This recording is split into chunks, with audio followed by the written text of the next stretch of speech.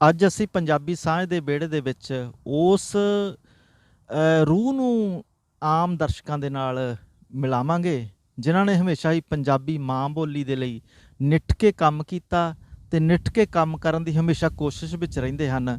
ਬਹੁਤ ਸਮੇਂ ਤੋਂ ਵਿਦੇਸ਼ ਦੀ ਧਰਤੀ ਇਟਲੀ ਦੇ ਵਿੱਚ ਰਹਿ ਰਹੇ ਹਨ ਤੇ ਆਪਣੇ ਘਰੇਲੂ ਆਪਾਂ ਕਹਿ ਸਕਦੇ ਕਿ ਇੰਨੇ ਰੁਝੇਵੇਂ ਹੋਣ ਦੇ ਬਾਵਜੂਦ ਵੀ ਉਹਨਾਂ ਨੇ ਪੰਜਾਬੀ ਸਾਹਿਤ ਦੀ ਝੋਲੀ ਦੇ ਵਿੱਚ ਇੱਕ ਪੰਜਾਬੀ ਸੰਗ੍ਰਹਿ, ਕਾਵਿ ਸੰਗ੍ਰਹਿ ਸਮਰਪਿਤ ਕੀਤਾ ਪੰਜਾਬੀ ਸਾਹਿਤ ਨੂੰ, ਜਿਸ ਦਾ ਨਾਮ ਸੀ ਸ਼ਬਦਾਂ ਦੀ ਢਾਲ।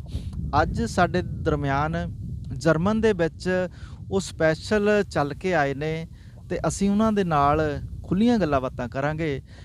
ਦਲਜਿੰਦਰ ਰਹਿਲ ਜੀ, ਸਭ ਤੋਂ ਪਹਿਲਾਂ ਪੰਜਾਬੀ ਸਾਂਝ ਦੇ ਉੱਤੇ ਆਪ ਜੀ ਦਾ ਬਹੁਤ ਬਹੁਤ ਸਵਾਗਤ ਹੈ। ਜੀ ਸ਼ੁਕਰੀਆ ਪਵਨ ਪ੍ਰਵਾਸੀ ਜੀ, ਬਹੁਤ ਬਹੁਤ ਤੁਹਾਡੇ ਚੈਨਲ ਦਾ, ਇਸ ਚੈਨਲ ਦੇ ਸਾਰੇ ਸਰੋਤਿਆਂ ਦਾ, ਜਿਹੜੇ ਦੇਖਦੇ ਨੇ ਸੁਣਦੇ ਨੇ, ਸਾਰਿਆਂ ਨੂੰ ਸਤਿ ਸ਼੍ਰੀ ਅਕਾਲ, ਆਦਾਬ, ਪ੍ਰਣਾਮ।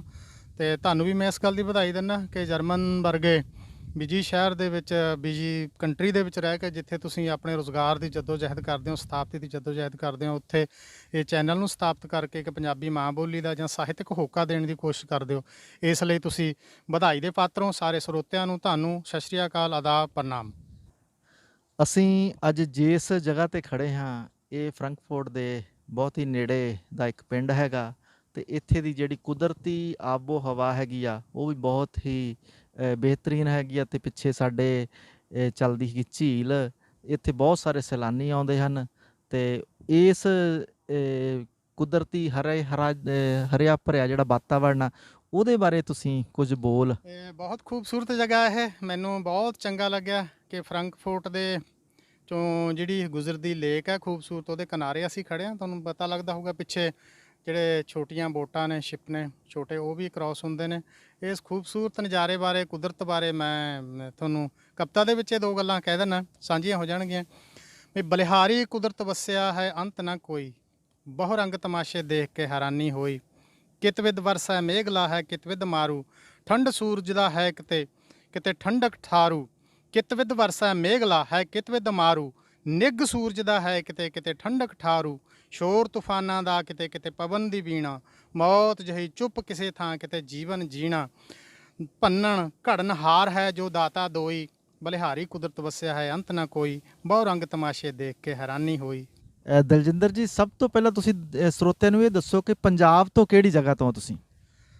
ਪੰਜਾਬ ਦੇ ਵਿੱਚ ਮੈਂ ਅੱਜ ਕੱਲ੍ਹ ਜਿੱਥੇ ਰਹਿਣਾ, ਲੁਧਿਆਣਾ ਦੇ ਨਾਲ ਹੀ ਰਾਹੋਂ ਰੋਡ ਹੈ, ਮੰਗਲੀ ਟਾਂਡਾ ਮੇਰਾ ਪਿੰਡ ਹੈ। ਅਤੇ ਪਿਛੋਕੜ ਜਿਹੜਾ ਹੈਗਾ ਮੇਰਾ ਠੀਕਰੀਵਾਲ ਪਿੰਡ ਹੈ, ਜਿਹੜਾ ਖਮਾਣੋਂ ਦੇ ਕੋਲ ਹੈ, ਉੱਥੇ ਸੀ। ਅਤੇ ਕਾਫੀ ਦੇਰ ਤੋਂ ਅਸੀਂ ਰਾਹੋਂ ਰੋਡ ਲੁਧਿਆਣਾ ਮੰਗਲੀ ਟਾਂਡਾ 'ਤੇ ਹੀ ਰਹਿ ਰਹੇ ਹਾਂ। ਠੀਕ ਹੈ। ਅਤੇ ਇਸ ਤੋਂ ਇਲਾਵਾ ਜਦੋਂ ਅਸੀਂ ਪੰਜਾਬੀ ਪੋਇਟਰੀ, ਪੰਜਾਬੀ ਕਵਿਤਾ ਦੀ ਗੱਲ ਕਰਦੇ ਹਾਂ, ਅੱਜ ਦੇ ਇਸ ਦੌੜ, ਇੱਕ ਦੂਜੇ ਨੂੰ ਅੱਗੇ ਵਧਣ ਦੀ ਦੌੜ ਦੇ ਵਿੱਚ ਪੰਜਾਬੀ ਸਾਹਿਤ ਨੂੰ ਲੋਕ ਆਪਣੇ ਦੇਖਣ ਵਿੱਚ ਆਉਂਦਾ ਕਿ ਵਿਸਰਦੇ ਜਾ ਰਹੇ ਆ, ਜਾਂ ਉਹਦੀ ਡਾਇਰੈਕਸ਼ਨ ਜਿਹੜੀ ਆ ਉਹ ਥੋੜ੍ਹੀ ਜਿਹੀ ਲੀਹੋਂ ਉੱਤਰਦੀ ਲੱਗਦੀ ਹੈਗੀ ਆ।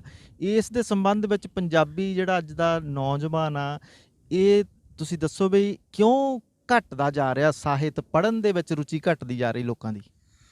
ਦੇਖੋ ਪਵਨ ਜੀ, ਹਰ ਇੱਕ ਖੇਤਰ ਦਾ, ਹਰ ਇੱਕ ਫੀਲਡ ਦਾ ਇੱਕ ਦਾਇਰਾ ਹੁੰਦਾ ਹੈ। ਮੈਂ ਇਹ ਗੱਲ ਕਦੇ ਵੀ ਨਹੀਂ ਸਮਝੀ ਕਿ ਪੰਜਾਬੀ ਸਾਹਿਤਕਾਰਾਂ ਦਾ ਜਾਂ ਪੰਜਾਬੀ ਪਾਠਕਾਂ ਦਾ ਜਾਂ ਲੇਖਕਾਂ ਦਾ ਦਾਇਰਾ ਘੱਟ ਹੈ। ਨਹੀਂ, ਨਵਾਂ ਪੋਚ ਆ ਜਿਹੜਾ ਬਹੁਤ ਸਾਰਾ। ਮੈਂ ਹੁਣ ਪੰਜਾਬ ਵੀ ਜਾਂਦਾ, ਇੱਥੇ ਵੀ ਵਿਚਰਦਾ, ਅਤੇ ਬਹੁਤ ਸਾਰੀਆਂ ਨਵੀਆਂ ਕਲਮਾਂ, ਨਵਾਂ ਪੋਚ ਨੇ ਜਿਹੜਾ ਉਹ ਕੋਸ਼ਿਸ਼ ਕਰਦੇ ਨੇ ਪੰਜਾਬੀ ਕਵਿਤਾ ਨਾਲ, ਪੰਜਾਬੀ ਕਹਾਣੀ ਨਾਲ, ਪੰਜਾਬੀ ਸਾਹਿਤ ਨਾਲ ਜੁੜਨ ਦੀ। ਬਹੁਤ ਸਾਰੇ ਨਵੇਂ ਪਾਠਕ ਵੀ ਨੇ। ਰੁਝਾਨ ਇਹ ਨਹੀਂ ਮੈਂ ਕਹਿ ਸਕਦਾ ਵੀ ਘਟਿਆ, ਜੇ ਵਧਿਆ ਨਹੀਂ ਤਾਂ ਘਟਿਆ ਵੀ ਨਹੀਂ ਹੈਗਾ। ਜਿੰਨੇ ਕੁ ਪਰਸੈਂਟੇਜ ਪਹਿਲਾਂ ਸੀ ਅਤੇ ਓਨੇ ਕੁ ਹੁਣ ਵੀ ਨੇ। ਇੱਕ ਗੱਲ ਜ਼ਰੂਰ ਹੈ ਕਿ ਅਸੀਂ ਪੰਜਾਬੀ ਸੱਭਿਆਚਾਰ ਦੇ ਵਿੱਚ ਜਿਹੜਾ ਸਾਡਾ ਸਾਹਿਤਕ ਕਲਚਰ ਆ ਜਾਂ ਪੁਸਤਕ ਕਲਚਰ ਹੈ, ਜਿਵੇਂ ਹੋਰ ਸਾਡੇ ਕਲਚਰ ਨੇ, ਬਹੁਤ ਵੱਡਾ ਕਲਚਰ ਹੈ ਪੰਜਾਬੀ ਸੱਭਿਆਚਾਰ ਦਾ, ਉਹਦੇ ਵਿੱਚ ਪੁਸਤਕ ਸੱਭਿਆਚਾਰ ਦੀ ਸਿਰਜਣਾ ਨਹੀਂ ਕਰ ਸਕੇ। ਪਰ ਇਹਦਾ ਮਤਲਬ ਇਹ ਵੀ ਨਹੀਂ ਹੈਗਾ ਕਿ ਨਵਾਂ ਪੋਚ ਜਾਂ ਨਵੀਂ ਪਨੀਰੀ ਜਾਂ ਪੁਰਾਣੇ ਸਾਹਿਤਕਾਰ ਨੇ ਜਿਹੜੇ ਉਹ ਪਿੜ ਦੇ ਵਿੱਚ ਨਹੀਂ ਹੈਗੇ। ਕੰਮ ਹੋ ਰਿਹਾ, ਕੱਲ੍ਹ ਵੀ ਹੁੰਦਾ ਸੀ ਅਤੇ ਅੱਜ ਵੀ ਹੋ ਰਿਹਾ, ਭਵਿੱਖ 'ਚ ਵੀ ਆਸ ਰੱਖਦੇ ਹਾਂ ਕਿ ਹੁੰਦਾ ਰਹੂਗਾ। ਤੁਹਾਡੇ ਕਹਿਣ ਦਾ ਮਤਲਬ ਇਹ ਹੈ ਕਿ ਜਿਹੜਾ ਸਾਡਾ ਨਵਾਂ ਪੋਚ ਆ, ਅੱਜ ਜੇਕਰ ਅਸੀਂ ਗੱਲ ਅੱਜ ਦੀ ਟੈਕਨੋਲੋਜੀ ਜ਼ਿੰਦਗੀ ਦੀ, ਅਤੇ ਜਦੋਂ ਅਸੀਂ ਪੋਚ ਸ਼ਬਦ ਵਰਤਦੇ ਹਾਂ ਅਤੇ ਅੱਜ ਦੇ ਨੌਜਵਾਨਾਂ ਨੂੰ ਪੋਚ ਦਾ ਸ਼ਬਦ ਦਾ ਅਰਥ ਨਹੀਂ ਪਤਾ ਹੋਵੇਗਾ, ਮੈਂ ਸਮਝਦਾ। ਤੁਸੀਂ ਕੀ ਸਮਝਦੇ ਹੋ ਕਿ ਜਿਹੜੇ ਸਾਡੇ ਸ਼ਬਦ ਮੁੱਕਦੇ ਜਾ ਰਹੇ ਆ ਜਾਂ ਅਲੋਪ ਹੋ ਰਹੇ ਆ, ਉਹਨਾਂ ਦੇ ਅਲੋਪ ਹੋਣ ਦੇ ਕੀ ਕਾਰਨ ਆ? ਦੇਖੋ, ਸਮਾਂ ਆਪਣੀ ਚਾਲ ਚੱਲਦਾ, ਸਮੇਂ ਦੀ ਚਾਲ ਦੇ ਨਾਲ ਬੜਾ ਕੁਝ ਬਦਲਦਾ ਹੈ ਤੇ ਉਸ ਤਰ੍ਹਾਂ ਸ਼ਬਦ ਵੀ ਆਪਣਾ ਸਫ਼ਰ ਕਰਦੇ ਨੇ। ਸ਼ਬਦਾਂ ਦੇ ਰੂਪ ਵੀ ਬਦਲਦੇ ਨੇ ਤੇ ਬਹੁਤ ਸਾਰੇ ਸ਼ਬਦ ਨੇ ਉਹਨਾਂ ਦੀ ਜਗ੍ਹਾ ਨਵੇਂ ਆ ਜਾਂਦੇ ਨੇ। ਵਿਸਰਦਾ ਕੁਝ ਵੀ ਨਹੀਂ ਹੁੰਦਾ। ਜੜ੍ਹਾਂ ਦੇ ਵਿੱਚ ਜਾਂ ਕਿਤੇ ਨਾ ਕਿਤੇ ਜ਼ਿਹਨ ਦੇ ਵਿੱਚ, ਪੁਰਾਤਪ ਦੇ ਵਿੱਚ ਉਹ ਸਾਰਾ ਕੁਝ ਪਿਆ ਰਹਿੰਦਾ। ਜਦੋਂ ਸਾਨੂੰ ਲੋੜ ਹੁੰਦੀ ਹੈ ਉਸ ਚੀਜ਼ ਦੀ ਤੇ ਨਵੀਂ ਪਨੀਰੀ, ਪੋਚ ਆਪਾਂ ਕਹਿ ਸਕਦੇ ਹਾਂ, ਨਵੀਂ ਪਨੀਰੀ ਭਾਵੇਂ ਬਹੁਤ ਸਾਰੇ ਸ਼ਬਦਾਂ ਨੂੰ ਛੱਡਦੀ ਜਾ ਰਹੀ ਹੈ, ਪਰ ਜਦੋਂ ਉਹਨਾਂ ਨੂੰ ਲੋੜ ਪੈਂਦੀ ਹੈ ਜਾਂ ਉਹ ਕਿਸੇ ਕਿਤਾਬ ਦੇ ਰੂਪ ਦੇ ਵਿੱਚ ਜਾਂ ਕਿਸੇ ਕਵਿਤਾ ਦੇ ਰੂਪ ਦੇ ਵਿੱਚ ਜਾਂ ਪੜ੍ਹਨ ਦੇ ਰੂਪ ਦੇ ਵਿੱਚ ਉਹ ਲੱਭ ਵੀ ਲੈਂਦੇ ਨੇ। ਅੱਜ ਸਾਰਾ ਕੁਝ ਅੱਜ ਕੱਲ੍ਹ ਜਿਹੜਾ ਹੈਗਾ ਕਿਤਾਬਾਂ 'ਚ ਵੀ ਹੈਗਾ, ਨੈੱਟ 'ਤੇ ਹੈਗਾ, ਸੋਸ਼ਲ ਮੀਡੀਆ 'ਤੇ ਹੈਗਾ ਤੇ ਸ਼ਬਦ ਗੁਆਚਦੇ ਨਹੀਂ ਹੈਗੇ। ਸ਼ਬਦਾਂ ਦਾ ਰੂਪ ਜ਼ਰੂਰ ਬਦਲਦਾ ਰਹਿੰਦਾ, ਪਰ ਫਿਰ ਵੀ ਸਾਨੂੰ ਚਾਹੀਦਾ ਕਿ ਜਿਹੜੀ ਸਾਡੀ ਸ਼ਬਦਾਵਲੀ, ਨਿੱਘੀ ਸ਼ਬਦਾਵਲੀ ਹੈ, ਗਹਿਰੀ ਸ਼ਬਦਾਵਲੀ ਹੈ, ਠੇਠ ਸ਼ਬਦਾਵਲੀ ਹੈ, ਸਾਡੀ ਰੂਹ ਦੇ ਵਿੱਚ ਵਸੀ ਹੋਈ ਸ਼ਬਦਾਵਲੀ ਹੈ, ਉਹਦੇ ਅੰਗ ਸੰਗ ਰਹੀਏ, ਉਹਨੂੰ ਮਾਣੀਏ ਤੇ ਉਹਨੂੰ ਅੱਗੇ ਤੋਰੀਏ। ਠੀਕ ਹੈ। ਤੇ ਇਸ ਤੋਂ ਇਲਾਵਾ ਤੁਹਾਡੀ ਰੁਝੇਵਿਆਂ ਭਰੀ ਜ਼ਿੰਦਗੀ ਦੇ ਵਿੱਚ ਤੁਸੀਂ ਪਿਛਲੇ ਸਮੇਂ ਦੇ ਵਿੱਚ ਪੰਜਾਬੀ ਸਾਹਿਤ ਦੀ ਝੋਲੀ ਦੇ ਵਿੱਚ ਕਿਤਾਬ ਪਾਈ, ਸ਼ਬਦਾਂ ਦੀ ਢਾਲ। ਸ਼ਬਦਾਂ ਦੀ ਢਾਲ, ਉਹਦੇ ਵਿੱਚ ਤੁਸੀਂ ਦੱਸੋ ਕਿ ਇਹ ਸਬੱਬ ਕਿਸ ਤਰ੍ਹਾਂ ਬਣਿਆ? ਅਸਲ ਦੇ ਵਿੱਚ ਮੇਰਾ ਜਿਹੜਾ ਪਿਛੋਕੜ ਹੈ ਉਹ ਸਾਹਿਤਕ ਹੀ ਹੈ। ਲੋਕ ਕਵੀ ਗੁਰਦਿਆਲ ਸਿੰਘ ਹਰੀ ਸਾਡੇ ਤਾਇਆ ਜੀ ਸੀ। ਘਰ ਦੇ ਵਿੱਚ ਸਾਹਿਤਕ ਮਾਹੌਲ ਸੀਗਾ। ਬਹੁਤ ਸਾਰੇ ਸਾਹਿਤਕਾਰ, ਕਲਮਕਾਰ, ਕਵੀ, ਇੱਥੋਂ ਤੱਕ ਕਿ ਬਹੁਤ ਸਾਰੇ ਕਲਾਕਾਰ ਜਿਹੜੇ ਸਾਡੇ ਘਰੇ ਆਉਂਦੇ ਸੀਗੇ ਤੇ ਇਸ ਕਰਕੇ ਜਿਹੜੀ ਜਾਗ ਸੀ, ਜਿਹੜੀ ਗੁੜਤੀ ਸੀ, ਉਹ ਮੈਨੂੰ ਮੇਰੀ ਮਾਂ ਤੋਂ ਤੇ ਸਾਡੇ ਤਾਇਆ ਜੀ ਦੇ ਜਿਹੜੇ ਸੱਜਣ ਮਿੱਤਰ ਜਾਂ ਆਪ ਉਹ ਲਿਖਦੇ ਸੀ ਆਉਂਦੇ, ਉਦੋਂ ਉੱਥੋਂ ਲੱਗੀ। ਤੇ ਫਿਰ ਜ਼ਿੰਦਗੀ 'ਚ ਬੜੇ ਉਤਰਾਅ ਚੜ੍ਹਾਅ ਆਏ ਤੇ ਸਾਹਿਤ ਕਰਕੇ ਜ਼ਿੰਦਗੀ ਨੂੰ ਸਮਝਣ ਦੇ ਵਿੱਚ ਥੋੜ੍ਹੀ ਜਿਹੀ ਸੁਖਿਆਈ ਰਹੀ ਤੇ ਜ਼ਿੰਦਗੀ ਦੀ ਜੱਦੋ-ਜਹਿਦ ਨਾਲ ਲੜਨ ਦੀ ਵੀ ਸੁਖਿਆਈ ਰਹੀ ਤੇ ਬਹੁਤ ਸਾਰਾ ਜਿਹੜਾ ਲਾਵਾ ਸੀ, ਜਿਹੜਾ ਵਿਦਰੋਹ ਸੀ, ਜਿਹੜੀਆਂ ਸਮੇਂ ਦੀਆਂ ਉਤਰਾਅ ਚੜ੍ਹਾਅ ਸੀ ਜਾਂ ਜਿਹੜਾ ਕੁਛ ਸੱਟਾਂ ਸੀਗੀਆਂ ਸਮੇਂ ਦੀਆਂ, ਉਹ ਸਾਰੇ ਨੂੰ ਇਕੱਤਰ ਕਰਕੇ ਮੈਂ ਸ਼ਬਦਾਂ ਦਾ ਰੂਪ ਦਿੰਦਾ ਰਿਹਾ ਤੇ ਉਹੀ ਸਾਹਿਤ ਬਣਿਆ। ਉਸ 'ਚ ਬਹੁਤ ਸਾਰੀਆਂ ਨਜ਼ਮਾਂ ਸੀ। ਮੈਂ ਘਰੋਂ ਬਾਹਰ ਚਲਾ ਗਿਆ 2002 ਦੇ ਵਿੱਚ। ਇੱਕ ਹੇਰਵਾ ਸੀ, ਉਦਰੇਵਾਂ ਸੀ, ਇੱਕ ਨਵੀਂ ਜਗ੍ਹਾ ਜਾ ਕੇ ਬਹੁਤ ਸਾਰੇ ਕਈ ਮੁਲਕਾਂ 'ਚ ਘੁੰਮਣ ਦਾ ਮੌਕਾ ਮਿਲਿਆ। ਸਾਰਾ ਕੁਝ ਇਕੱਠਾ ਹੁੰਦਾ ਰਿਹਾ, ਪਰ ਮੈਂ ਉਹਨੂੰ ਸ਼ਬਦਾਂ ਨੂੰ ਤਰਤੀਬ ਦਿੰਦਾ ਰਿਹਾ ਤੇ ਉਹੀ ਜਿਹੜੀ ਤਰਤੀਬ ਸੀ ਉਹ ਸ਼ਬਦਾਂ ਦੀ ਢਾਲ ਦੇ ਰੂਪ ਵਿੱਚ, ਕਵਿਤਾ ਦੇ ਰੂਪ ਦੇ ਵਿੱਚ ਉੱਭਰ ਕੇ ਸਾਹਮਣੇ ਆਈ ਤੇ ਬੜਾ ਵੱਡਾ ਕੰਮ ਹੋਇਆ। ਸ਼ਬਦਾਂ ਦੀ ਢਾਲ ਮੇਰੀ ਪਹਿਲੀ ਕਿਤਾਬ ਤੇ ਪ੍ਰੋਫੈਸਰ ਗੁਰਭਜਨ ਸਿੰਘ ਗਿੱਲ ਹੋਰਾਂ ਨੇ ਇਹਨਾਂ ਦਾ ਨਾਮਕਰਨ ਕੀਤਾ ਤੇ ਮੇਰੇ ਲਈ ਬਹੁਤ ਵੱਡੇ ਮਾਣ ਵਾਲੀ ਗੱਲ ਹੈ ਕਿ ਮੇਰੀ ਪਹਿਲੀ ਕਿਤਾਬ ਤੇ ਕਹਾਣੀਕਾਰ ਸੁਖਜੀਤ ਹੁਣੀ ਜਾਂ ਤੁਹਾਡੇ ਦਵਿੰਦਰ ਸੈਫੀ ਜੀ ਤੇ ਹੋਰ ਬਲਵਿੰਦਰ ਗਰੇਵਾਲ ਹੋਣਾ ਵਰਗੇ ਜਿਹੜੇ ਪ੍ਰਪੱਕ ਸਾਹਿਤਕਾਰ ਨੇ, ਉਹਨਾਂ ਦੀ ਸ਼ੋਅ ਜਿਹੜੀ ਇਸ ਕਿਤਾਬ ਨੂੰ ਪ੍ਰਾਪਤ ਹੋਈ। ਜਿਵੇਂ ਤੁਸੀਂ ਆਪਣੀ ਕਿਤਾਬ ਦੇ ਬਾਰੇ ਬਹੁਤ ਹੀ ਸੌਖੇ ਸ਼ਬਦਾਂ ਵਿੱਚ ਦੱਸਿਆ ਕਿ ਕਿਸ ਤਰੀਕੇ ਨਾਲ ਇਹ ਸਾਰਾ ਅਨੁਭਵ ਹੋਇਆ। ਉਸ ਤੋਂ ਇਲਾਵਾ ਤੁਸੀਂ ਆਪਾਂ ਦੇਖਿਆ ਹੈ ਕਿ ਤੁਸੀਂ ਪੰਜਾਬ ਦੇ ਵਿੱਚ ਕਾਫੀ ਸਮਾਂ ਹੁਣ ਰਹਿ ਕੇ ਆਏ ਆ। ਪੰਜਾਬੀ ਸਾਹਿਤ ਨੂੰ ਹੋਰ ਉਭਾਰਨ ਦੇ ਲਈ ਜਾਂ ਪੰਜਾਬੀ ਸਾਹਿਤ ਲਈ ਜਿਹੜੀਆਂ ਉੱਥੋਂ ਦੀਆਂ ਅਕਾਡਮੀਆਂ ਹੈਗੀਆਂ, ਉਹ ਹੁਣ ਤੱਕ ਕੀ ਰੋਲ ਨਿਭਾ ਰਹੀਆਂ ਹਨ? ਦੇਖੋ, ਪੰਜਾਬੀ ਸਾਹਿਤ ਦਾ ਜਿਹੜਾ ਕੰਮ ਸੀ ਪੰਜਾਬ ਦੇ ਵਿੱਚ ਪਹਿਲਾਂ ਵੀ ਵੱਡੇ ਪੱਧਰ ਤੇ ਹੋ ਰਿਹਾ ਸੀ ਤੇ ਅੱਜ ਵੀ ਹੋ ਰਿਹਾ। ਅਸੀਂ ਭਾਵੇਂ ਵਿਦੇਸ਼ਾਂ ਦੀਆਂ ਧਰਤੀਆਂ ਤੇ ਰਹਿੰਦੇ ਹਾਂ ਤੇ ਪਰ ਉੱਥੇ ਜਾ ਕੇ ਆਪਣੀਆਂ ਜੜ੍ਹਾਂ ਦੇ ਨਾਲ ਜੁੜਨ ਦਾ ਤੇ ਆਪਣੀ ਉਸ ਬੁੱਕਲ ਦਾ ਨਿੱਘ ਮਾਣਨ ਦਾ ਜਦੋਂ ਮੌਕਾ ਮਿਲਦਾ ਤੇ ਮੈਂ ਆਪਣੇ ਰੁਝੇਵਿਆਂ ਦੇ, ਪਰਿਵਾਰਕ ਰੁਝੇਵਿਆਂ ਤੇ ਸਮਾਜਿਕ ਰੁਝੇਵਿਆਂ ਦੇ ਨਾਲ ਨਾਲ ਬਹੁਤ ਸਾਰੀਆਂ ਸਭਾਵਾਂ ਦੇ ਵਿੱਚ ਵੀ ਵਿਚਰਦਾ। ਜਿਨ੍ਹਾਂ ਦਾ ਮੈਂ ਜ਼ਿਕਰ ਕਰਾਂ ਤਾਂ ਪ੍ਰਵਾਸੀ ਸਾਹਿਤ ਅਧਿਐਨ ਕੇਂਦਰ GGN ਖਾਲਸਾ ਕਾਲਜ ਤੇ ਪੰਜਾਬੀ ਸਾਹਿਤ ਸਭਾ ਸਮਰਾਲਾ ਤੇ ਪੰਜਾਬੀ ਸਾਹਿਤ ਸਭਾ ਰਾਮਪੁਰ, ਸ਼ਬਦ ਸਾਂਝ ਕੋਟਕਪੂਰਾ, ਪੰਜਾਬੀ ਸਾਹਿਤ ਸਭਾ ਜਲੰਧਰ, ਹੋਰ ਵੀ ਬਹੁਤ ਸਾਰੀਆਂ ਸਭਾਵਾਂ ਨੇ ਜਿਨ੍ਹਾਂ ਦੇ ਵਿੱਚ ਮੇਰੇ ਸੱਜਣ ਮਿੱਤਰ ਵੀ ਹੈਗੇ ਨੇ, ਮੇਰੇ ਗੁਰੂ ਜਨਾਂ ਸਮਾਨ ਵੱਡੀਆਂ ਸ਼ਖਸੀਅਤਾਂ ਵੀ ਹੈਗੇ ਨੇ। ਮੈਂ ਉਹਨਾਂ 'ਚੋਂ ਸਿੱਖਦਾ ਤੇ ਸਭਾਵਾਂ ਆਪਣਾ ਰੋਲ ਪਹਿਲਾਂ ਵੀ ਅਦਾ ਕਰਦੀਆਂ ਸੀ, ਹੁਣ ਵੀ ਅਦਾ ਕਰਦੀਆਂ ਨੇ ਤੇ ਪਰ ਜਿਹੜੀ ਗੱਲ ਹੁਣ ਹੈ ਵੀ ਹੁਣ ਪੂਰਾ ਜਿਹੜਾ ਵਿਸ਼ਵ ਹੈ ਉਹ ਇੱਕ ਪਿੰਡ ਬਣਦਾ ਜਾ ਰਿਹਾ ਹੈ ਤੇ ਸਭਾਵਾਂ ਜੇ ਸਮੂਹਿਕ ਰੂਪ ਦੇ ਵਿੱਚ ਇੱਕ ਇਕੱਠੇ ਰੂਪ ਦੇ ਵਿੱਚ ਪੂਰੇ ਵਿਸ਼ਵ ਨਾਲ ਮਿਲ ਕੇ ਸਾਂਝ ਬਣਾ ਕੇ ਕੰਮ ਕਰਨ ਤਾਂ ਇਹ ਕੰਮ ਹੈ ਜਿਹੜਾ ਹੋਰ ਵੀ ਵੱਡਾ ਹੋ ਸਕਦਾ ਤੇ ਸੌਖਾ ਹੋ ਸਕਦਾ ਤੇ ਬਹੁਤ ਸਾਰੇ ਜਿਹੜੇ ਬਾਹਰ ਬੈਠੇ ਨੇ ਸਾਡੇ ਵਰਗੇ ਸੱਜਣ ਮਿੱਤਰ, ਜਿਹਨਾਂ ਕੋਲ ਕਲਮਾਂ ਨੇ ਜਾਂ ਜਿਹਨਾਂ ਕੋਲ ਕਾਗਜ਼ ਨੇ, ਜਿਹੜੇ ਲਿਖਣ ਦੀ ਕੋਸ਼ਿਸ਼ ਕਰਦੇ ਨੇ, ਉਹਨਾਂ ਨੂੰ ਸਕੂਲਿੰਗ ਸਿੱਖਿਆ ਵੀ ਮਿਲ ਸਕਦੀ ਹੈ ਤੇ ਉਹ ਇੱਕ ਵੱਡੇ ਕਲਾਵੇ ਦੇ ਵਿੱਚ ਆ ਕੇ ਉਹਨਾਂ ਦਾ ਜਿਹੜਾ ਦਾਇਰਾ, ਉਹਨਾਂ ਦੀ ਜਿਹੜੀ ਸਾਂਝ ਆ ਉਹ ਵੀ ਵੱਡੀ ਹੋ ਸਕਦੀ ਹੈ। ਹਮੇਸ਼ਾ ਸਮੂਹਿਕ ਕਾਰਜ ਆ ਜਿਹੜਾ ਉਹ ਵੱਡਾ ਹੀ ਹੁੰਦਾ ਤੇ ਜਦੋਂ ਸਮੂਹਿਕ ਕਾਰਜ ਦਾ ਹੋਕਾ ਵੱਡਾ ਹੁੰਦਾ ਤੇ ਫਿਰ ਉਹ ਵੱਡੇ ਲੈਵਲ ਤੱਕ ਜਾਂਦਾ। ਠੀਕ ਹੈ। ਇਸ ਤੋਂ ਇਲਾਵਾ ਜਿਵੇਂ ਵਿਦੇਸ਼ ਵਿੱਚ ਰਹਿੰਦੇ ਹੋਏ ਤੁਸੀਂ ਕਾਫੀ ਸਮੇਂ ਤੋਂ ਸਾਹਿਤ ਸੁਰ ਸੰਗਮ ਸਭਾ ਇਟਲੀ ਜਿਹੜੀ ਹੈਗੀ ਆ ਉਹਦੇ ਨਾਲ ਵੀ ਜੁੜੇ ਹੋਏ ਹੋ, ਉਹਦੇ ਬਾਰੇ ਸੰਖੇਪ ਵਿੱਚ ਦੱਸੋ ਕਿ ਤੁਹਾਡੇ ਕੀ ਉਦੇਸ਼ ਆ ਤੇ ਕੀ ਤੁਸੀਂ ਕਰ ਰਹੇ ਹੋ ਸਭਾ ਦੇ ਨਾਲ ਰਲ? ਪਵਨ ਜੀ, ਤੁਹਾਨੂੰ ਵਧਾਈ ਦਿੰਦਾ ਕਿ ਉਹ ਸਾਹਿਤ ਸੁਰ ਸੰਗਮ ਸਭਾ ਦੇ ਨਾਲ ਜੋੜਨ ਵਾਲੇ ਮੈਨੂੰ ਤੁਸੀਂ ਹੋ, ਉਹਨੂੰ ਸ਼ੁਰੂ ਕਰਨੇ ਵਾਲੇ ਵੀ ਤੁਸੀਂ ਹੋ। ਮੋਢੀ ਮੈਂਬਰਾਂ ਦੇ ਵਿੱਚੋਂ ਮੇਰੇ ਲਈ ਮਾਣ ਵਾਲੀ ਗੱਲ ਹੈ ਕਿ ਮੈਂ ਜਦੋਂ ਇਟਲੀ ਦੇ ਵਿੱਚ ਆਇਆ ਤਾਂ ਚੰਗੇ ਜਿਹੜੇ ਦੋਸਤ ਮਿੱਤਰ ਸੀ, ਜਿਹੜੇ ਸ਼ਬਦ ਨਾਲ ਜੁੜੇ ਹੋਏ ਸੀ, ਜਿਹੜੇ ਕਲਮ ਨਾਲ ਜੁੜੇ ਹੋਏ ਸੀ, ਜਿਨ੍ਹਾਂ ਦੇ ਅੰਦਰ ਪੰਜਾਬੀ ਦੇ ਵਿਰਸੇ ਦਾ, ਵਿਰਾਸਤ ਦਾ ਜਾਂ ਸਾਹਿਤ ਦਾ ਇੱਕ ਚਿਣਗ ਸੀ, ਇੱਕ ਦਰਦ ਸੀਗੀ, ਤੇ ਉਹਨਾਂ ਦੇ ਨਾਲ ਮੇਲ ਮਿਲਾਪ ਹੋਇਆ। ਉਹਨਾਂ ਵਿੱਚ ਤੁਸੀਂ ਹੋ, ਬਲਵਿੰਦਰ ਸਿੰਘ ਚਾਹਲ ਸੀ, ਮਿਆਣੀ ਜੀ ਸੀਗੇ, ਤੇ ਨਿਰਵੈਰ ਸਿੰਘ ਹੁਣੀ ਸੀਗੇ, ਰਾਜੂ ਹਠੂਰੀਆ ਸੀ, ਤੇ ਬਿੰਦਰ ਕੋਲੀਆਂਵਾਲ, ਬਹੁਤ ਸਾਰੇ ਸੱਜਣ ਮਿੱਤਰ ਸੀ। ਉਹ ਕਾਫਲਾ ਤੁਹਾਡਾ ਨਿਰੰਤਰ ਪਹਿਲਾਂ ਹੀ ਚੱਲਦਾ ਸੀ, ਤੇ ਮੇਰੇ ਜੁੜਨ ਦੇ ਨਾਲ ਤਾਂ ਇਹ ਹੋਇਆ ਵੀ ਅਸੀਂ ਮੇਰੇ ਸੰਬੰਧ ਸੀਗੇ ਕੁਝ ਵੱਡੀਆਂ ਸਭਾਵਾਂ ਦੇ ਨਾਲ। ਅਸੀਂ ਜਿਹੜੇ ਕੰਮ ਕੁਝ ਇਟਲੀ ਤੋਂ ਬਾਹਰ ਕੀਤੇ, ਉਹ ਸਭਾਵਾਂ ਦੇ ਨਾਲ ਮਿਲ ਕੇ ਸਾਹਿਤ ਸੁਰ ਸੰਗਮ ਸਭਾ ਇਟਲੀ ਨਾਲ ਮਿਲ ਕੇ ਕੀਤੇ, ਤੇ ਜਿਨ੍ਹਾਂ ਦੇ ਵਿੱਚ ਸਭ ਤੋਂ ਪਹਿਲਾ ਜਿਹੜਾ ਵੱਡਾ ਕਾਰਜ ਜੇ ਆਪਾਂ ਗਿਣੀਏ ਯੂਰਪ ਦੇ ਵਿੱਚ, ਪਹਿਲੀ ਯੂਰਪੀ ਪੰਜਾਬੀ ਕਾਨਫਰੰਸ ਸੀ, ਜਿਹੜੀ ਜਿੱਥੋਂ ਪੰਜਾਬੀ ਸਾਹਿਤ ਦਾ ਯੂਰਪ ਦੇ ਵਿੱਚ ਸਮੂਹਿਕ ਰੂਪ ਦੇ ਵਿੱਚ ਮੁੱਢ ਬਣਦਾ, ਤੇ ਜਿਹਦੇ ਵਿੱਚ ਸਾਡੇ ਨਾਲ ਯੂਰਪ ਤੋਂ ਤਾਂ ਸੱਜਣ ਮਿੱਤਰ ਇਕੱਠੇ ਹੋਏ ਹੀ ਸਾਰੇ ਯੂਰਪੀ ਕੰਟਰੀਆਂ ਦੇ ਵਿੱਚੋਂ, ਕਾਫੀ ਕੰਟਰੀਆਂ ਚੋਂ ਆਏ, ਤੇ ਕੈਨੇਡਾ ਦੇ ਵਿੱਚੋਂ ਪੰਜਾਬ ਭਵਨ ਸਰੀ ਕੈਨੇਡਾ ਦੇ ਜਿਹੜੇ ਸੰਸਥਾਪਕ ਨੇ ਸੁੱਖੀ ਬਾਠ ਜੀ ਆਏ, ਯੂਰਪੀ ਪੰਜਾਬੀ ਸੱਥ ਦੇ ਜਿਹੜੇ ਸੰਚਾਲਨ ਨੇ ਉਹ ਮੋਤਾ ਸਿੰਘ ਸਰਾਏ ਜੀ ਹੋਰੀ ਆਏ, ਸ਼ਿੰਗਾਰਾ ਸਿੰਘ ਢਿੱਲੋਂ ਜੀ ਉਹਨੂੰ ਆਇਆ ਯੂਕੇ ਤੋਂ, ਤੇ ਸਾਡੇ ਬਹੁਤ ਹੀ ਸਤਿਕਾਰਯੋਗ ਕੁਲਵੰਤ ਕੌਰ ਢਿੱਲੋਂ ਜੀ ਉਹ ਯੂਕੇ ਤੋਂ ਆਏ, ਤੇ ਕੁਲਦੀਪ ਸਿੰਘ ਜੀ ਆਏ, ਤੇ ਹੋਰ ਵੀ ਸੱਜਣ ਮਿੱਤਰ ਆਏ। ਇਹਨਾਂ ਸਾਰੇ ਸੱਜਣਾ ਮਿੱਤਰਾਂ ਨੇ ਜਿਹੜਾ ਉੱਥੇ ਜਾ ਕੇ ਹੁੰਗਾਰਾ ਦਿੱਤਾ, ਜਿਹੜਾ ਹੁਲਾਰਾ ਦਿੱਤਾ, ਤੇ ਸਾਨੂੰ ਹੱਲਾਸ਼ੇਰੀ ਦਿੱਤੀ, ਉਹ ਨਿਰੰਤਰ ਤੁਰਦੀ ਹੈ।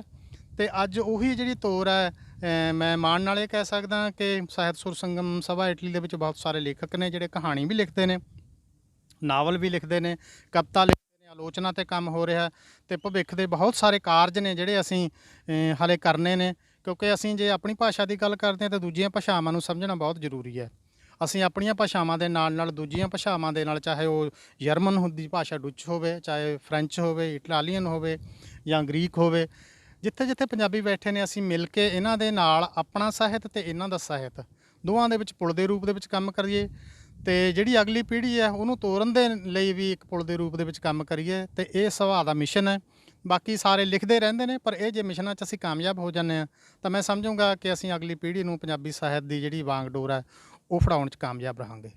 ਠੀਕ ਆ। ਤੇ ਜਿਵੇਂ ਸਾਹਿਤ ਸੁਰ ਸੰਗਮ ਸਭਾ ਜਦੋਂ ਉਸ ਦਾ ਜਨਮ ਹੋਇਆ, ਉਸ ਦੇ ਵਿੱਚ ਬਹੁਤ ਸਾਰੇ ਸਾਥੀ ਹੌਲੀ ਹੌਲੀ ਜੁੜਦੇ ਰਹੇ। ਉਸ ਤੋਂ ਬਾਅਦ ਇੱਕ ਕਾਫਲਾ ਬਣ ਗਿਆ, ਤੇ ਉਸ ਕਾਫਲੇ ਨੇ ਬਾਅਦ ਵਿੱਚ ਜਾ ਕੇ ਲਗਭਗ 2011 ਵਿੱਚ ਜਾਂ 12 ਦੇ ਵਿੱਚ ਮੈਨੂੰ ਯਾਦ ਆ ਕਿ ਇੱਕ ਪਿਰਤ ਪਾਈ ਸੀ ਕਿ ਸਭਾ ਵੱਲੋਂ ਜਿਹੜੇ ਨਵੇਂ ਉੱਭਰਦੇ ਲੇਖਕ ਆ ਉਹਨਾਂ ਦੀਆਂ ਕਿਤਾਬਾਂ, ਉਹਨਾਂ ਦਾ ਜਿਹੜਾ ਵੀ ਉਹਨਾਂ ਨਾਲ ਲਿਖਤਾਂ ਹੈਗੀਆਂ ਉਹਦੇ ਵਿੱਚ ਛਾਪਣੀਆਂ, ਜਿਸ ਨੂੰ ਬਿਲਕੁਲ ਮੁਫਤ ਪ੍ਰੋਵਾਈਡ ਕੀਤਾ ਜਾਂਦਾ ਸੀ। ਕੀ ਅੱਜ ਵੀ ਇਸ ਤਰ੍ਹਾਂ ਦੇ ਉਪਰਾਲੇ ਹੋ ਰਹੇ ਸਭਾ ਵੱਲੋਂ? ਹਾਂ, ਮੈਂ ਜਦੋਂ ਜੁੜਿਆ ਸਾਂਝੀਆਂ ਪੈੜਾਂ ਨਾਂ ਦੀ ਕਿਤਾਬ ਸੀ ਜਿਹੜੀ ਸਾਂਝੀ ਆਈ, ਉਸ ਤੋਂ ਪਹਿਲਾਂ ਤੁਸੀਂ ਨਿਰੰਤਰ ਇਸ ਕੰਮ ਨੂੰ ਤੋਰਦੇ ਰਹੇ ਹੋ, ਤੇ ਉਸ ਤੋਂ ਬਾਅਦ ਕੁਝ ਸਾਲਾਂ ਤੋਂ ਇਸ ਕੰਮ ਦੇ ਵਿੱਚ ਜ਼ਰੂਰ ਖੜੋਤ ਆਈ ਹੋਈ ਹੈ। ਪਰ ਜਿਹੜੇ ਕਿਤਾਬਾਂ ਦੇ ਸਾਂਝੇ ਕੰਮ ਨੇ, ਜਿਵੇਂ ਕਿਸੇ ਦੀ ਕਿਤਾਬ ਹੈ ਉਹਦੇ 'ਤੇ ਸਾਂਝੇ ਰੂਪ ਦੇ ਵਿੱਚ ਜਿਹੜਾ ਕੰਮ ਕਰਦੇ ਹਾਂ ਅਸੀਂ, ਉਹ ਅੱਜ ਵੀ ਜਾਰੀ ਹੈ। ਤੇ ਬਹੁਤ ਸਾਰੀਆਂ ਸਾਂਝੀਆਂ ਕਿਤਾਬਾਂ ਨੇ ਜਿਹੜੀਆਂ ਇੱਥੋਂ ਦੇ ਸਾਹਿਤਕਾਰਾਂ ਦੇ ਨਾਲ ਮਿਲ ਕੇ ਛਾਪੀਆਂ ਜਾਂਦੀਆਂ ਨੇ ਬਾਹਰ। ਤੇ ਪਰਸਨਲ ਜਿਹੜੀਆਂ ਕਿਤਾਬਾਂ ਦੇ ਵੱਲ ਰੁਝਾਨ ਹੈਗਾ ਉਹ ਸਾਹਿਤਕਾਰਾਂ ਦਾ ਜ਼ਿਆਦਾ ਹੋ ਗਿਆ। ਜਿਵੇਂ ਹੁਣ ਮੈਂ ਆਪਾਂ ਬਿੰਦਰ ਕੋਲੀਆਂਵਾਲ ਦੀ ਗੱਲ ਕਰੀਏ ਤਾਂ ਉਹਦੇ ਨਾਵਲ 3 ਆ ਗਏ, ਤੇ ਕਹਾਣੀ ਸੰਗ੍ਰਹਿ ਤਿਆਰ ਹੈ ਉਹਦਾ, ਕਵਿਤਾ ਦੀ ਕਿਤਾਬ ਆ ਗਈ।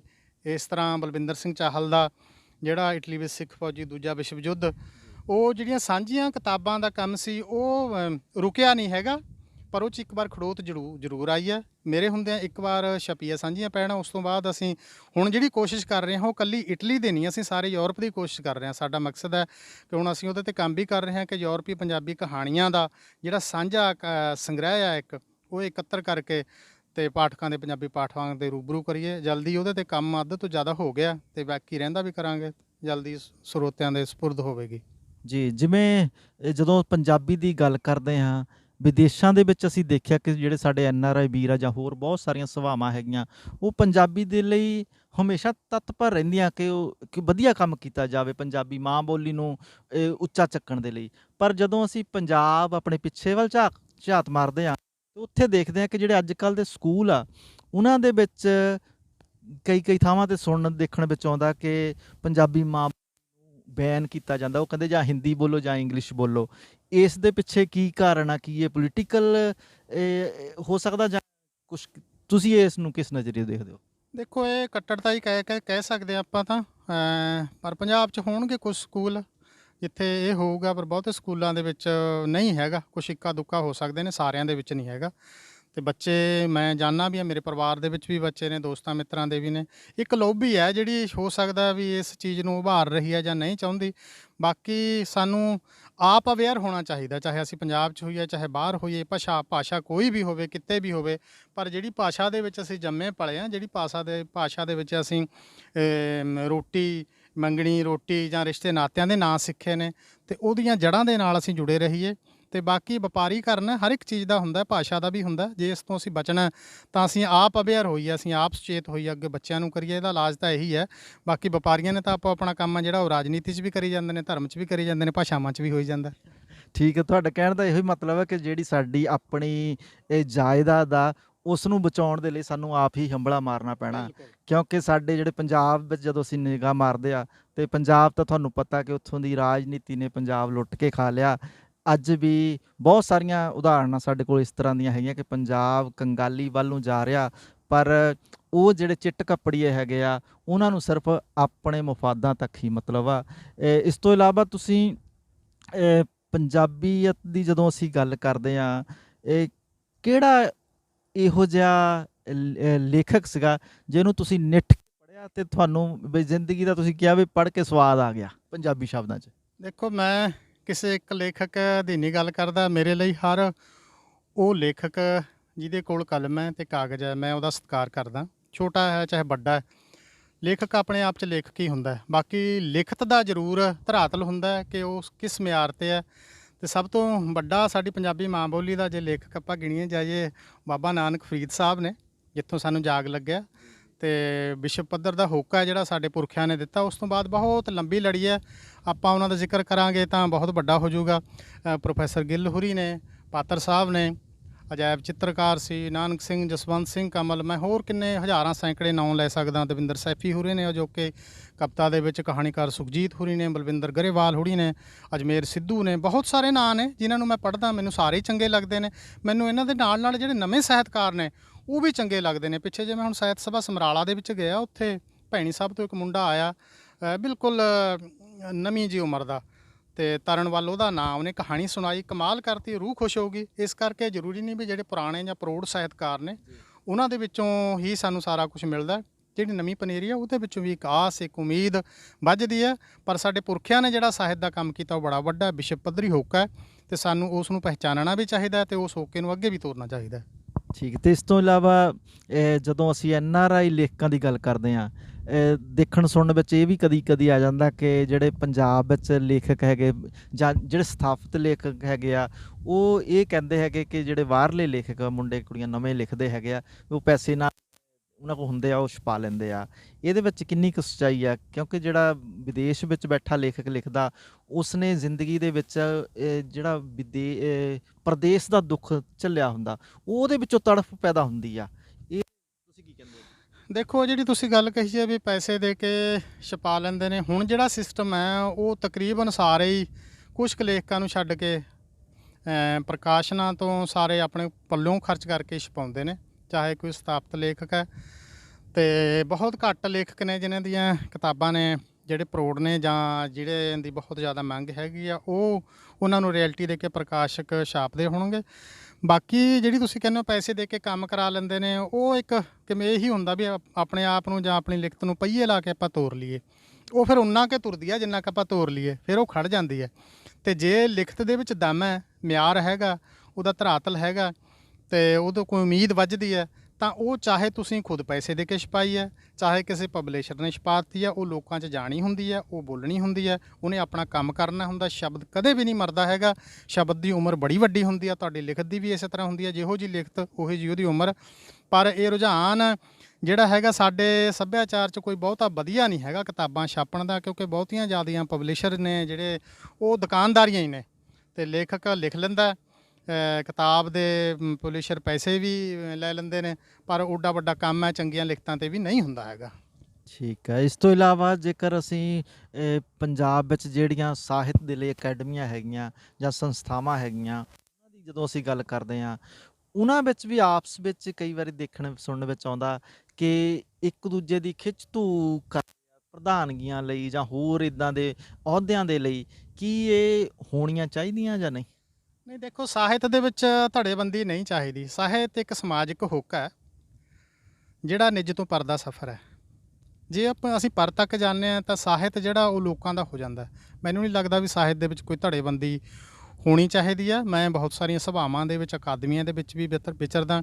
ਕੁਛ ਇੱਕ ਨੂੰ ਛੱਡ ਕੇ ਮੈਨੂੰ ਨਹੀਂ ਬਹੁਤਾ ਲੱਗਿਆ। ਕੁਛ ਕੁ ਬੰਦੇ ਹੁੰਦੇ ਨੇ ਜਿਹੜੇ ਨਿੱਜ ਨਾਲ ਜੁੜੇ ਹੁੰਦੇ ਨੇ, ਜਿਹੜੇ ਕਿਸੇ ਸਭਾ ਨੂੰ ਜਾਂ ਅਕਾਦਮੀ ਨੂੰ ਆਪਣੇ ਤੱਕ ਸੀਮਿਤ ਰੱਖਣਾ ਚਾਹੁੰਦੇ ਨੇ ਜਾਂ ਆਪਣੇ ਅਹੁਦਿਆਂ 'ਤੇ ਸੀਮਿਤ ਰੱਖਣਾ ਚਾਹੁੰਦੇ ਨੇ। ਨਹੀਂ, ਸਭਾਵਾਂ ਅਤੇ ਅਕਾਦਮੀਆਂ ਆਪਣਾ ਕੰਮ ਨੇ ਉਹ ਕਰੀ ਜਾਂਦੀਆਂ ਨੇ ਜਿੰਨੀ ਕੁ ਜਿਹਦੀ ਸਮਰੱਥਾ ਹੈਗੀ ਆ। ਮੈਂ ਬਹੁਤ ਸਾਰੇ ਇਹੋ ਜਿਹੇ ਵੀ ਤੁਹਾਨੂੰ ਨਾਂ ਗਿਣਾ ਸਕਦਾ ਜਿਹੜੇ ਆਪਣੇ ਆਪ 'ਚ ਇਕੱਲਾ ਹੀ ਨਾਂ ਹੀ ਪੂਰੀ ਅਕਾਦਮੀ ਨੇ, ਅਤੇ ਉਹ ਅਕਾਦਮਿਕ ਰੋਲ ਕਰੀ ਜਾਂਦੇ ਨੇ, ਬਹੁਤ ਸਾਰੀ ਸਿਰਜਣਾ ਕਰਦੇ ਨੇ, ਨਵੇਂ ਬੂਟੇ ਲਾਉਂਦੇ ਨੇ, ਨਵਿਆਂ ਨੂੰ ਸ਼ਾਬਾਸ਼ੇ ਦਿੰਦੇ ਨੇ, ਅਤੇ ਉਹਨਾਂ ਨੂੰ ਇੱਕ ਅਕਾਦਮਿਕ ਸਿੱਖਿਆ ਸਾਹਿਤ ਦੀ ਉਹ ਵੀ ਦਿੰਦੇ ਨੇ। ਅਤੇ ਇਹ ਰੁਝਾਨ ਹੈ, ਪਹਿਲਾਂ ਵੀ ਸੀ, ਹੁਣ ਵੀ ਹੈ, ਫਿਊਚਰ 'ਚ ਵੀ ਰਹਿਣਾ, ਭਵਿੱਖ 'ਚ ਵੀ ਰਹਿਣਾ। ਇਹਦੀ ਬਹੁਤੀ ਪਰਵਾਹ ਨਹੀਂ ਕਰਨੀ ਚਾਹੀਦੀ। ਸਾਨੂੰ ਆਪਣਾ ਜਿਹੜਾ ਸਾਹਿਤ ਦਾ ਕੰਮ ਹੈ ਉਹ ਮੈਨੂੰ ਲੱਗਦਾ ਵੀ ਹਰ ਇੱਕ ਸਾਹਿਤਕਾਰ ਨੂੰ ਜਾਂ ਲੇਖਕ ਨੂੰ ਆਪਣੇ ਤੌਰ 'ਤੇ ਇਮਾਨਦਾਰੀ ਨਾਲ ਕਰਦੇ ਰਹਿਣਾ ਚਾਹੀਦਾ। ਉਹਦਾ ਕੰਮ ਬੋਲਦਾ। ਠੀਕ ਹੈ ਦਲਜਿੰਦਰ ਜੀ, ਤੁਸੀਂ ਬਹੁਤ ਪਿਆਰੀਆਂ ਗੱਲਾਂ ਕੀਤੀਆਂ ਅਤੇ ਉਸ ਤੋਂ ਇਲਾਵਾ ਮੈਨੂੰ ਤੁਸੀਂ ਜਿਹੜੀ ਤੁਹਾਡੀ ਕਿਤਾਬ ਸੀ ਸ਼ਬਦਾਂ ਦੀ ਢਾਲ, ਉਹਦੇ ਵਿੱਚੋਂ ਕੁਝ ਇੱਦਾਂ ਦੀ ਕਵਿਤਾ ਜਿਹੜੀ ਤੁਹਾਨੂੰ ਲੱਗਦੇ ਵੀ ਮੇਰੇ ਲਈ ਬਹੁਤ ਪਿਆਰੀ ਆ ਔਰ ਮੈਨੂੰ ਸੋਹਣੀ ਲੱਗਦੀ, ਦਰਸ਼ਕਾਂ ਦੇ ਨਾਲ ਸਾਂਝੀ ਕਰੋ। ਦੇਖੋ, ਕਹਿੰਦੇ ਹੁੰਦੇ ਨੇ ਵੀ ਆਪਣੇ ਧੀਆਂ ਪੁੱਤ ਸਾਰਿਆਂ ਨੂੰ ਪਿਆਰੇ ਹੀ ਹੁੰਦੇ ਨੇ। ਲੇਖਕ ਨੂੰ ਆਪਣੀਆਂ ਸਾਰੀਆਂ ਲਿਖਤਾਂ ਪਿਆਰੀਆਂ ਹੁੰਦੀਆਂ ਨੇ, ਪਰ ਉਹ ਲਿਖਤ ਜਿਹੜੀ ਮੇਰੀ ਰੂਹ ਦੇ ਵਿੱਚ ਹਮੇਸ਼ਾ ਵੱਸਦੀ ਹੈ ਅਤੇ ਜਿਹਨੇ ਮੈਨੂੰ ਲਿਖਣ ਵੱਲ ਤੋਰਿਆ, ਉਹ ਤੁਹਾਡੇ ਨਾਲ ਮੈਂ ਉੱਥੋਂ ਸਾਂਝ ਪਾ ਲੈਂਦਾ। ਉਹ ਮੇਰੀ ਮਾਂ ਬਾਰੇ ਹੈ। ਉਹ ਹੈ ਜੀ ਵੀ ਤੂੰ ਸਾਗਰ, ਤੂੰ ਧਰਤ ਆਕਾਸ਼ ਅਗਨ ਤੇ ਆਪੇ ਪਾਉਣ। ਤੂੰ ਸਾਗਰ, ਤੂੰ ਧਰਤ ਆਕਾਸ਼ ਅਗਨ ਤੇ ਆਪੇ ਪਾਉਣ। ਕਿੱਦਾਂ ਤੇਰੀ ਕਰਾਂ ਮੈਂ ਉਪਮਾ, ਕੀ ਆਖਾਂ ਤੂੰ ਕੌਣ। ਕਿੱਦਾਂ ਸਾਗਰ ਨਾਪਾਂ ਮਾਏ, ਕਿੰਜ ਧਰਤੀ ਨੂੰ ਤੋਲਾਂ। ਕਿੰਜ ਹਵਾ ਨੂੰ ਪਕੜ ਬਿਠਾਵਾਂ, ਕਿੰਜ ਆਕਾਸ਼ ਨੂੰ ਫੋਲਾਂ। ਤੇਰਾ ਰੂਪ ਸਰੂਪ ਸੁਹਾਵਾ, ਤੇਰੀ ਮਿੱਠੀ ਬਾਣੀ, ਪਰ ਜੀਵਨ ਬੀਤਿਆ ਇਸ ਤਰ੍ਹਾਂ ਜਿਉਂ ਅੱਗ ਤੇ ਤੁਰਦਾ ਪਾਣੀ। ਧੁੱਪ ਹਨੇਰੀ ਝੱਖੜ ਜਰ ਕੇ ਛਾਂ ਕਰਦੀਆਂ ਮਾਵਾਂ, ਮਾਂ ਦੀ ਗੋਦ ਜਈਆਂ ਨਾ ਕਿਧਰੇ ਸੁਰਗਾਂ ਵਿੱਚ ਵੀ ਛਾਵਾਂ। ਮਾਂ ਦੇ ਰਿਸ਼ਤੇ ਨਾਲੋਂ ਵੱਡਾ ਦੂਜਾ ਰੱਬ ਨਾ ਕੋਈ, ਭੁੱਲ ਜਾਵੇ ਜੋ ਮਾਂ ਆਪਣੀ ਨੂੰ, ਮਿਲੇ ਨਾ ਉਸ ਨੂੰ ਕਿਧਰੇ ਢੋਈ। ਤੂੰ ਸਾਗਰ, ਤੂੰ ਧਰਤ ਆਕਾਸ਼ ਅਗਨ ਤੇ ਆਪੇ ਪਾਉਣ। ਕਿੱਦਾਂ ਤੇਰੀ ਕਰਾਂ ਮੈਂ ਉਪਮਾ, ਕੀ ਆਖਾਂ ਤੂੰ ਕੌਣ, ਕੀ ਆਖਾਂ ਤੂੰ ਕੌਣ। ਦਲਜਿੰਦਰ ਜੀ, ਬਹੁਤ ਹੀ ਪਿਆਰੇ ਸ਼ਬਦਾਂ ਵਿੱਚ ਤੁਸੀਂ ਮਾਂ ਸ਼ਬਦ ਨੂੰ ਜਿਹੜਾ ਸਮੇਟਿਆ ਹੈਗਾ ਉਹਦੀ ਤੁਸੀਂ ਪਰਿਭਾਸ਼ਾ ਦਿੱਤੀ ਹੈਗੀ ਆ। ਅਤੇ ਇਸ ਕਵਿਤਾ ਲਈ ਔਰ ਤੁਹਾਡੀ ਜਿਹੜੀ ਕਵਿਤਾ ਇਹ ਕਿਤਾਬ ਹੈਗੀ ਸ਼ਬਦਾਂ ਦੀ ਢਾਲ, ਉਹਦੇ ਲਈ ਵੀ ਪੰਜਾਬੀ ਸਾਂਝ ਵੱਲੋਂ ਬਹੁਤ ਬਹੁਤ ਮੁਬਾਰਕਾਂ ਤੁਹਾਨੂੰ। ਅਤੇ ਅਸੀਂ ਉਮੀਦ ਕਰਾਂਗੇ ਕਿ ਤੁਹਾਡੀ ਇਹ ਜਿਹੜੀ ਕਲਮ ਆ ਇਹ ਹਮੇਸ਼ਾ ਹੀ ਸੱਚ ਦੇ ਰਸਤੇ 'ਤੇ ਉੱਤੇ ਤੁਰਦੀ ਹੋਈ ਹਮੇਸ਼ਾ ਹੀ ਬੁਲੰਦੀਆਂ ਨੂੰ ਛੂਹੇ। ਅਤੇ ਤੁਸੀਂ ਲਾਸਟ ਦੇ ਵਿੱਚ ਕਹਿਣਾ ਚਾਹੋਗੇ ਪੰਜਾਬੀ ਸਾਹਿਤ ਨੂੰ ਹੋਰ ਉੱਚਾ ਚੱਕਣ ਲਈ ਕੀ ਉਪਰਾਲੇ ਹੋਣੇ ਚਾਹੀਦੇ ਆ? ਦੇਖੋ, ਪੰਜਾਬ, ਪੰਜਾਬੀ ਅਤੇ ਪੰਜਾਬੀਅਤ ਦੀ ਜੇ ਆਪਾਂ ਗੱਲ ਕਰੀਏ ਵਿਸ਼ਵ ਦੇ ਵਿੱਚ ਜਾਂ ਭਾਰਤ ਦੇ ਵਿੱਚ, ਇਹ ਗਿਣਤੀ ਜੇ ਅੰਕੜਿਆਂ ਵਾਲੀ ਹੋਵੇ ਤਾਂ ਘੱਟ ਹੋ ਸਕਦੀ ਹੈ, ਪਰ ਜੇ ਕੰਮਾਂ ਵੱਲ ਦੇਖੀਏ, ਭਾਰਤ ਦੀ ਆਜ਼ਾਦੀ ਵੱਲ ਦੇਖੀਏ ਜਾਂ ਵਿਸ਼ਵ ਦੇ ਵਿੱਚ ਸਥਾਪਿਤ ਹੋ ਕੇ ਜਿਹੜੇ ਕਾਰਨਾਮੇ, ਜਿਹੜੇ ਕੰਮ ਕਰੇ ਨੇ ਇਹਨਾਂ ਨੇ, ਧਰਤੀਆਂ ਨੂੰ ਆਬਾਦ ਕੀਤਾ, ਬਹੁਤ ਵੱਡੇ ਨੇ। ਇਸੇ ਤਰ੍ਹਾਂ ਸਾਹਿਤ ਦੇ ਵਿੱਚ ਵੀ ਜਿਹੜਾ ਬਹੁਤ ਉੱਤਮ ਕੰਮ ਹੈ ਸਾਡੇ ਪੁਰਖਿਆਂ ਨੇ ਜਿਹੜਾ ਪੰਜਾਬੀ ਸਾਹਿਤ ਦੇ ਵਿੱਚ ਕੀਤਾ, ਉਹ ਦੁਨੀਆ ਭਰ ਦੇ ਵਿੱਚ ਸਭ ਤੋਂ ਵਿਸ਼ਾਲ ਅਤੇ ਵੱਡਾ ਹੈ। ਸ਼੍ਰੀ ਗੁਰੂ ਨਾਨਕ ਦੇਵ ਜੀ ਤੋਂ ਲੈ ਕੇ ਫਰੀਦ ਸਾਹਿਬ ਅਤੇ ਸਾਡੇ ਗੁਰੂਆਂ ਨੇ ਜਿਹੜਾ ਗੁਰੂ ਗ੍ਰੰਥ ਸਾਹਿਬ ਦੀ ਸਿਰਜਣਾ ਕਰਕੇ, ਮੈਨੂੰ ਲੱਗਦਾ ਵੀ ਪੰਜਾਬੀ ਬੋਲੀ ਇੱਕ ਉਹ ਬੋਲੀ ਹੈ, ਇੱਕ ਉਹ ਭਾਸ਼ਾ ਹੈ ਜਿਹਦੇ ਵਿੱਚ ਵਿਸ਼ਵ ਲਈ ਸਰਬ ਸਾਂਝਾ ਹੋਕਾ ਜਿਹੜਾ ਸਭ ਤੋਂ ਵੱਡੇ ਪੱਧਰ 'ਤੇ ਦਿੱਤਾ ਗਿਆ। ਇੱਥੋਂ ਹੀ ਗੱਲ ਬਹੁਤ ਵੱਡੀ ਹੋ ਜਾਂਦੀ ਹੈ ਕਿ ਅਸੀਂ ਜਿਹੜੇ ਸਾਡੇ ਪੁਰਖੇ ਨੇ ਉਹਨਾਂ ਨੇ ਬਹੁਤ ਵੱਡੇ ਕੰਮ ਕੀਤੇ ਨੇ ਅਤੇ ਬਹੁਤ ਸਾਰੇ ਉਹਨਾਂ ਦੀ ਘਾਲਣਾ ਹੈ। ਅਸੀਂ ਸੇਧ ਉਹਨਾਂ ਤੋਂ ਲਈਏ, ਸਮੇਂ ਦੇ ਹਾਣੀ ਬਣੀਏ, ਵਿਸ਼ੇ ਵਿਕਾਰਾਂ ਤੋਂ ਬਚੀਏ। ਸਾਹਿਤ ਬਹੁਤ ਵੱਡੀ ਲੋੜ ਹੈ ਜ਼ਿੰਦਗੀ ਦੀ। ਸਾਹਿਤ ਹੀ ਸਮਾਜ ਅਤੇ ਜ਼ਿੰਦਗੀ ਦੀ ਸਿਰਜਣਾ ਕਰਦਾ ਹੈ, ਸਾਹਿਤ ਅਤੇ ਕਲਾ ਕਿਰਤਾਂ। ਅਤੇ ਅੱਜ ਜੋ ਮਾਹੌਲ ਬਣਦਾ ਜਾ ਰਿਹਾ, ਚਾਹੇ ਉਹ ਪੰਜਾਬ ਹੋਵੇ ਚਾਹੇ ਭਾਰਤ ਹੋਵੇ, ਉਹਦੇ ਵਿੱਚ ਸਭ ਤੋਂ ਵੱਡਾ ਰੋਲ ਇਹੀ ਹੈ ਕਿ ਸਾਹਿਤ ਦਾ ਚਿੰਤਨ ਨਹੀਂ ਕਰ ਸਕੇ। ਅਸੀਂ ਪੁਜਾਰੀ ਬਣ ਗਏ ਹਾਂ ਗ੍ਰੰਥਾਂ ਦੇ ਵੀ, ਅਸੀਂ ਅਧਿਐਨ ਨਹੀਂ ਕਰਿਆ। ਅਤੇ ਸਾਨੂੰ ਸਾਡੇ ਧਾਰਮਿਕ ਗ੍ਰੰਥਾਂ ਦੇ ਨਾਲ, ਉਹਨਾਂ ਦੀ ਉੱਚੀ ਸੋਚ ਦੇ ਨਾਲ, ਉਹਦੀ ਵਿਚਾਰਧਾਰਾ ਨਾਲ, ਚੰਗੀਆਂ ਲਿਖਤਾਂ ਦੇ ਨਾਲ, ਚੰਗੇ ਲੇਖਕਾਂ ਦੇ ਨਾਲ ਜੁੜ ਕੇ ਚੰਗੇ ਸਮਾਜ ਦੀ ਸਿਰਜਣਾ ਕਰਨੀ ਚਾਹੀਦੀ ਹੈ।